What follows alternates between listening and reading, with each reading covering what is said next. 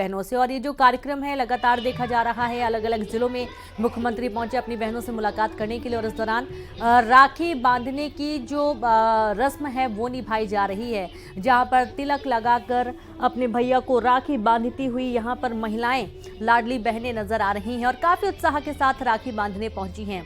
आपने इसके पहले जो तस्वीर देखी उसमें आपने देखा कि कितनी बड़ी राखी भेंट की गई है और इस दौरान मुख्यमंत्री अपनी बहनों को उपहार भी भेंट कर रहे हैं। ये तमाम जो कार्यक्रम है ये आयोजित किए गए हैं क्योंकि अपनी बहनों के लिए कई सारी योजनाएं और अपनी बहनों को सशक्त करने के लिए मुख्यमंत्री बीड़ा उठाए हैं और इस दौरान देखा यह जाता है कि हर मंच से उन्होंने कुछ न कुछ बड़ी घोषणाएं जरूर की हैं। देखना यह है कि आज रक्षाबंधन उत्सव के दौरान जब मुख्यमंत्री पहुंचे हैं अपनी बहनों के बीच में, तो इस दौरान वो क्या कोई भेंट, क्या कोई एक बड़ी सौगात फिर से उज्जैन में भी देंगे। हालांकि आपको ये भी बता दें कि उज्जैन गृह क्षेत्र है मुख्यमंत्री डॉक्टर मोहन यादव का और इस वजह से जब जब वो जाते हैं तब तब भारी उत्साह और खुशी यहाँ के लोगों में देखने को मिलती है, क्योंकि कहीं ना कहीं उज्जैन जाना जाता है महाकाल की नगरी के नाम से, लेकिन जब से मोहन यादव मुख्यमंत्री बने हैं उसके बाद से अब उज्जैन उनके नाम से भी जाना जाने लगा है। सबसे बड़ी बात यह है कि मुख्यमंत्री जब भी जाते हैं उज्जैन तो वो अपने आसपास के लोगों से बिल्कुल वैसे ही मिलते हैं जैसे वो पहले मिलते थे और गजब का उत्साह और जोश भी दिखाई देता है आमजन में। अभी बहनें पहुंची हैं अपने भैया को राखी बांधने के लिए और इस दौरान आप देखिए तमाम बहनों के चेहरों में खुशी और बड़ी संख्या में जो महिलाएं हैं वो यहाँ पर पहुंची हुई हैं। रक्षाबंधन उत्सव कार्यक्रम का आयोजन और ये कार्यक्रम काफ़ी महत्वपूर्ण भी माना जा रहा है। आप ये देखिए कि कल राखी का त्यौहार है और इस त्यौहार में ये बहुत ही महत्वपूर्ण हो जाता है कि भैया अपनी बहनों से राखी बंधवाने पहुंचे और उसी परंपरा को पूरा करते हुए मध्य प्रदेश के हर जिले में तकरीबन कई जिलों में मुख्यमंत्री पहुंचे हैं और अपनी बहनों से उन्होंने राखी बंधवाई है।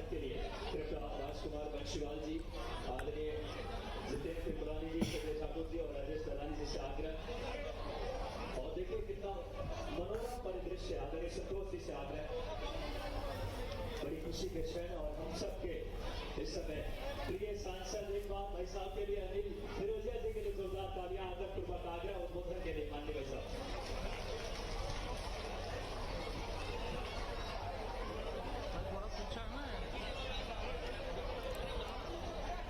तो बहनों ने सीएम को राखी बांधी, तिलक लगाकर राखी बांधी जा रही है। बड़ी संख्या में यहाँ पर महिलाएं पहुंची हैं जो कि तिलक लगाकर अपनी राखी कलाई में बांध रही हैं मुख्यमंत्री की और बहुत ही उत्साह देखने को मिल रहा है महिलाओं में। आप ये देखिए कि रक्षाबंधन का त्यौहार जो कि सबसे खूबसूरत त्यौहार माना जाता है, भाई बहन की जो एक खूबसूरत रिश्ता है इसे और मजबूत करता है ये त्यौहार। इस दौरान आपने कई सारे वीडियोस और कई सारे फोटोज़ भी देखे होंगे। कल ही राखी का वो पावन त्यौहार है जिसमें हर बहन अपने भाई को राखी बांधने जाएगी, लेकिन इसके पहले ही मुख्यमंत्री इस त्यौहार को मनाने की कोशिश कर रहे हैं क्योंकि एक दिन में सभी बहनों के पास जाना उनके लिए मुश्किल होगा और उन्होंने ये बीड़ा उठाया है कि प्रदेश की तमाम जो बहनें हैं उनके लिए वो कुछ ना कुछ बेहतर करेंगे। जब तक वो यहाँ पर राजनीति में सक्रिय रहेंगे तब तक वो अपनी बहनों के लिए बहुत ही बेहतर कुछ करने की कोशिश करेंगे, सशक्त बनाने की कोशिश होगी, मजबूत बनाने की कोशिश होगी, आर्थिक रूप से और ज़्यादा मजबूत किया जाएगा अपनी बहनों को। और इसके चलते उन्होंने आप देखिए कि मुख्यमंत्री ने 250 रुपये शगुन के तौर पर भी ट्रांसफ़र किए, साथ ही 1250 रुपये जो हर महीने राशि ट्रांसफ़र की जाती है वो राशि भी ट्रांसफ़र की गई है। कुल 1500 रुपये मुख्यमंत्री ने ट्रांसफ़र किए हैं। देखिए इस पूरे कार्यक्रम में मुख्यमंत्री का पूरा परिवार भी मौजूद है और बहुत ही खुशी और उत्साह के साथ, उमंग के साथ बहनें अपने भैया को राखी बांधने पहुंची हैं।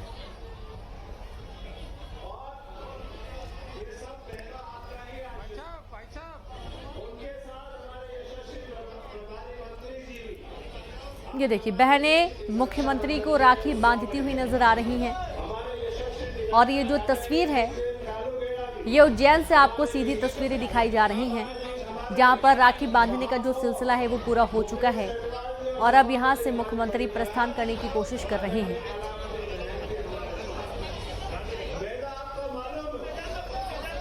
तो देखिए अपनी बहनों के ऊपर और आमजन जो पहुंचे हैं वहां पर उनके ऊपर फूल बरसाते हुए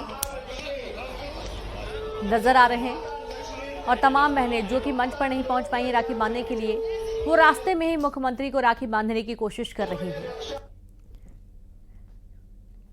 तो शिवांजलि गार्डन में इस पूरे रक्षाबंधन उत्सव का कार्यक्रम आयोजित हो रहा है और अब कार्यक्रम में राखी बांधने की जो प्रक्रिया है वो पूरी हो चुकी है और अब सीएम लोगों के ऊपर फूल बरसाते हुए नजर आ रहे हैं। देखिए आप तस्वीरें। और इस दौरान कई लोग मुख्यमंत्री के लिए उपहार लेकर पहुंचे हैं, गिफ्ट्स लेकर पहुंचे हैं। शगुन के तौर पर पहले ही सीएम ने अपनी बहनों को तोहफा दे दिया है और हर बार कुछ न कुछ बड़ी घोषणाएं भी रहती हैं।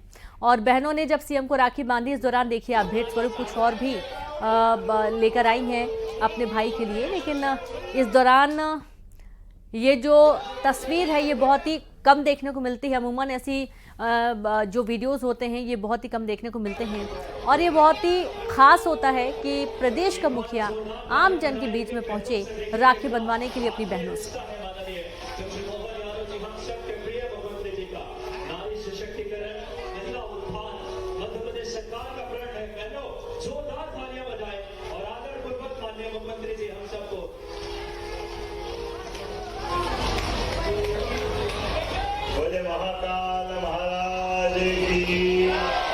हमारी सभी बहनों की नगरे छिपरे महारानी की हम सबका सौभाग्य है। कई जन्मों के होने के बाद हम सबका उज्जैन से संबंध आता और उज्जैन में बाबा महाकाल, भगवान गोपाल कृष्ण, 33 करोड़ देवी देवताओं के पुण्य से, यश से हमको अपना ये जीवन मिलता है और इस जीवन से उज्जैन से जो संबंध आता है इसको देवी देवता भी तरसते हैं कि काश हमारा उज्जैन में घर और हम एक रात यहाँ गुजार दें। प्रत्येक 12 साल में जो पुण्य आत्माएं जिनके घर परिवार संसार में अपने आप को सब कुछ भगवान के भरोसे छोड़ दिया, इसलिए सभी साधु संत परमात्मा की इच्छा के आधार पर एकाकी जीवन जीते साधु मार्ग पे जाते हैं और वो भी अपनी साधना के पथ पे 12 साल में अगर उज्जैन के सुमस्त में नहीं आए तो उनका जीवन भी अधूरा माना जाता। उनका जीवन भी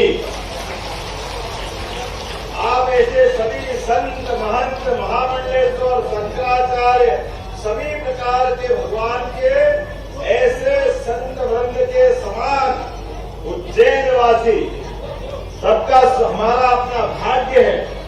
हमारे हाथ में ना तो पैदा होना लिखा है, किसी के चाहने से कोई पैदा भी नहीं होता और किसी के चाहने से उसका शरीर भी नहीं छूटता, लेकिन मरने और जीने के क्रम में, जन्म और मृत्यु के क्रम में अगर कोई है तो वो है कालों के काल महाकाल महाराज।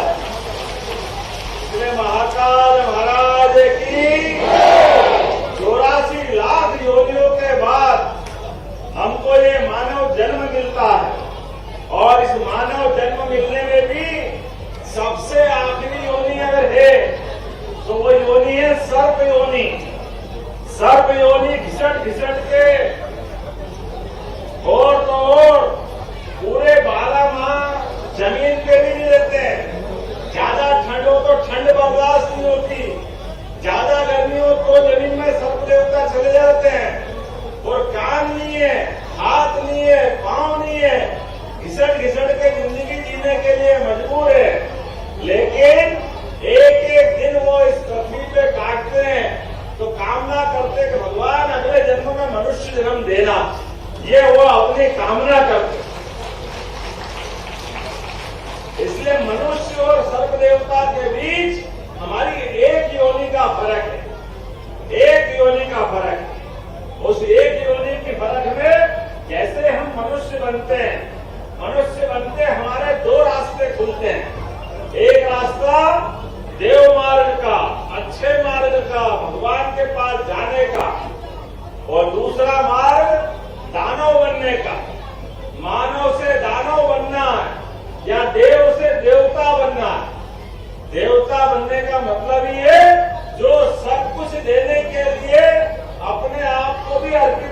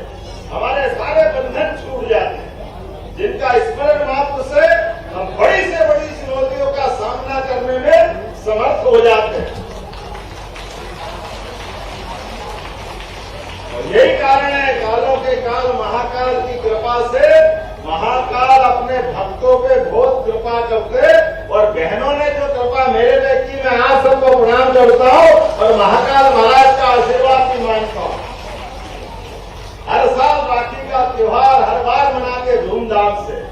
सांसद जी, प्रभारी मंत्री जी, महापौर जी, अध्यक्ष जी, विधायक जी, सबके लिए अभिनंदन कर दो। एक साथ समय की कमी है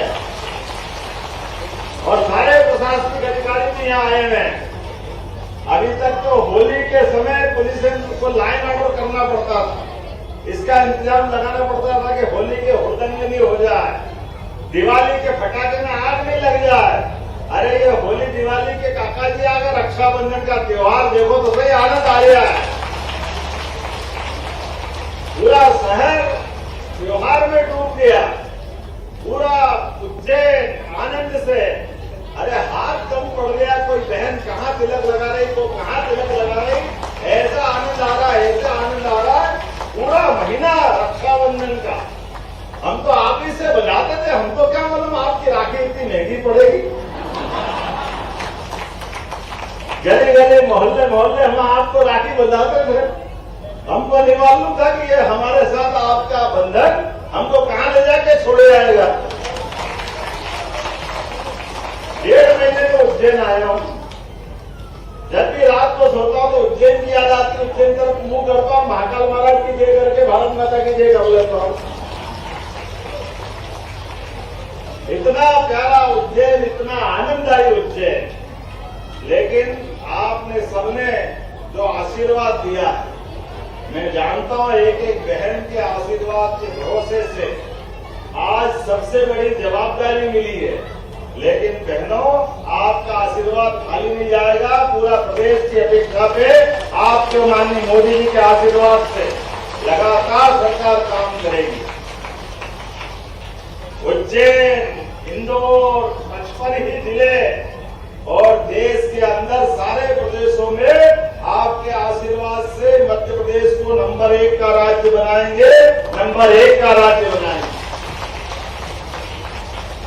इसलिए मौका आया और त्योहार मनाने लगे। अब ये अलग बात है, संक्रांत में आपके साथ भी संक्रांत मनाते कि नहीं मनाते थे पहले? किस किस को चूड़ी देता था, चूड़ी भेंट, जरा हाथ खड़ा करो जिनको चूड़ियां देते थे। अब मैं प्रदेश में बना, पहली बार उनसे कहा संक्रांत मनाओ तो कैसे मनाएंगे? हमने कहा हमारी बहनों के साथ तो हर साल मनाते हैं, नारी सशक्तिकरण का आनंद आता है और ये हमारे अपने धर्म की विशेषता भी है। संक्रांत केवल संक्रांत नहीं है, जीवन के कष्टों को तिल तिल करके कम करते हुए अपने जीवन में भगवान का, सूर्यनारायण का जैसे उजाला बढ़ता जाता है, दिन बढ़ता जाता है, रात कम होती जाती है, उस आनंद में डूबने का मतलब संक्रांति है। संक्रांति जिसमें बहनें सुहाग का सामान लेकर के आसपास में सबकी मंगल की कामना करती है, अपने सुहाग की तो रक्षा करती करती है। कोई 7, कोई 12, कोई 20, कोई 50, जिससे जिसकी सोई है, सबकी सुहाग की चिंता करती है। अरे दुनिया में कोई ऐसा त्योहार मिलेगा और ऐसे लोग मिलेंगे क्या? अपने सुहाग की लोग लाले नहीं पड़ते। अमेरिका में एक बार शादी होती, पता नहीं अगली बार में वो मिलेगा कि नहीं मिलेगा, पता ही नहीं चलता, दूसरा ही आते हैं। खबर इंदौर से, जहां पर मंत्री कैलाश विजयवर्गीय का बड़ा बयान आया है। हिंदू शब्द कैसे मजबूत हो, इसके लिए काम हो। देश के त्योहार सभी धर्म के त्योहार। विजयवर्गीय ने कहा हमें अपनी सोच बदलनी होगी। और मैं मिलिट्री के रिटायर्ड ऑफिसर के साथ बैठा था, उन्होंने बताया 30 साल बाद देश में गृह युद्ध होगा। देश में तेजी से बदल रही डेमोग्राफी पर विचार करें। मैं कल परसों किसी के साथ मिलिट्री के रिटायर्ड ऑफिसर, वो काफ़ी सामाजिक काम में, उन्होंने कहा 30 साल बाद इस देश के अंदर गृह युद्ध प्रारंभ हो जाएगा। 30 साल बाद आप लोग रह नहीं पाएंगे, ऐसी स्थिति बन सकती है। जिस प्रकार की हमारे देश के अंदर डेमोग्राफी बदल रही है, हमें इसके ऊपर विचार करना है, चिंतन करना है। और जो एक हिंदू शब्द है ये कैसे मजबूत हो, इसके लिए काम करना चाहिए। कांग्रेस के वरिष्ठ नेता और एमपी के पूर्व सीएम कमलनाथ भोपाल पहुंचे। भोपाल पहुंचने पर उनका जोरदार स्वागत किया गया। प्रदेश की राजनीति में दोबारा सक्रिय होने के सवाल पर उन्होंने कहा कि भोपाल आया था और आता रहूंगा।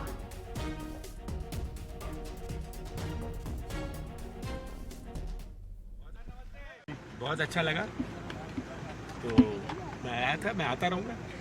बहुत अच्छा लगा, तो मैं आया था, मैं आता रहूँगा। बहुत अच्छा लगा, तो मैं आया था, मैं आता रहूँगा। और सीधे रुख करेंगे संवाददाता वासु चौरे हमारे साथ जुड़ गए हैं भोपाल से। वासु, भोपाल पहुंचे थे कमलनाथ और इस दौरान उन्होंने मीडिया से बड़े मुस्कुराते हुए जवाब दिया कि भोपाल आया था और आता रहूंगा।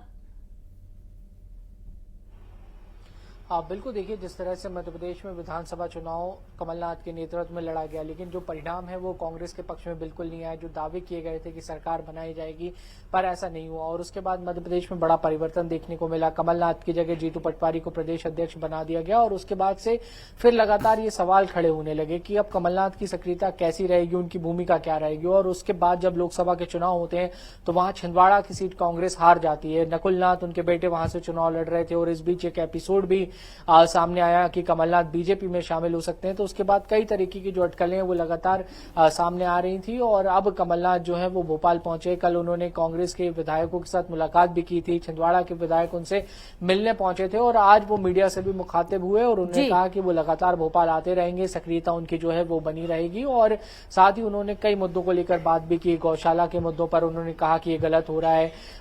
कोलकाता के मुद्दे पर, रेप कांड पर कहा कि राजनीति नहीं होनी चाहिए बल्कि सख्त कार्रवाई होनी चाहिए। बिल्कुल, बिल्कुल। बहुत शुक्रिया आपका वासु तमाम जानकारी साझा करने के लिए। और अब आगे बढ़ेंगे जहां देखेंगे